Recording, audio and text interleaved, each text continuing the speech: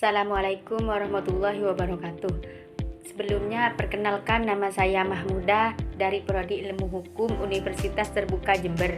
Ingin mempresentasikan sedikit dari mata kuliah Pancasila, yaitu Pancasila MKWN 4110, sesi 3, Pancasila sebagai dasar filsafat negara. Materi ini membahas kedudukan Pancasila sebagai dasar filosofis atau filsafat negara Indonesia, yang meliputi pandangan tokoh mengenai negara dan konsep dasar negara itu sendiri. Yang pertama, membahas perspektif tokoh mengenai negara. Bagian ini menyajikan pandangan beberapa tokoh filsafat dan politik mengenai konsep negara.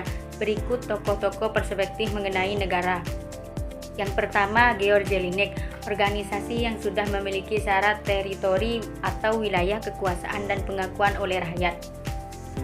Pembahasan yang kedua yaitu Max Weber, otoritas atau kekuasaan dipandang sebagai pembangun dan mengawasi suatu bangsa.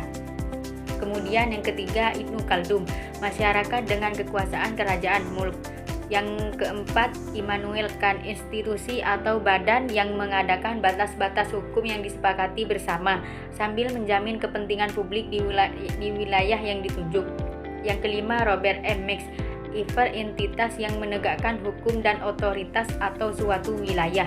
Yang terakhir, Aristoteles, keluarga besar untuk mencapai kesejahteraan bersama. Intinya, tokoh-tokoh ini menawarkan definisi sebagai negara dari berbagai sudut pandang, mulai dari unsur-unsur fisiknya, teritori, kekuasaan rakyat, fungsinya menegakkan hukum, mengawasi, hingga tujuannya mencapai kesejahteraan. Kemudian yang kedua, membahas memahami konsep dasar negara. Konsep dasar negara dapat dipahami melalui dua pendekatan, yaitu etimologis dan terminologis. Pendekatan yang pertama yaitu pendekatan etimologis yang mana mencakup grup norma dasar, statsheet, kita negara, redsheet, kita hukum dan filosofis, groundslate, dasar filsafat negara.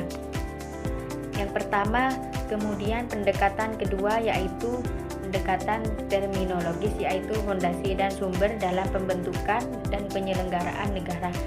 Makna fundamental negara adalah sebagai asal dari semua sumber hukum negara. Intinya, secara etimologis dasar negara memiliki banyak sebutan filosofis. Yang paling utama adalah filosofisi, groundslate atau dasar filsafat negara, landasan berpikir yang paling dalam. Sedangkan secara terminologis dasar negara adalah fondasi utama bagi penyelenggaraan negara dan menjadi sumber dari segala sumber.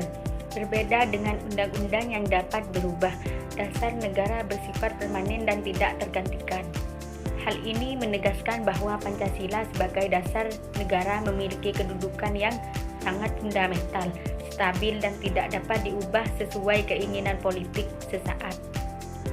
Jadi, sesi ini menekankan bahwa Pancasila adalah filosofisi, groundslate atau dasar filsafat negara Republik Indonesia.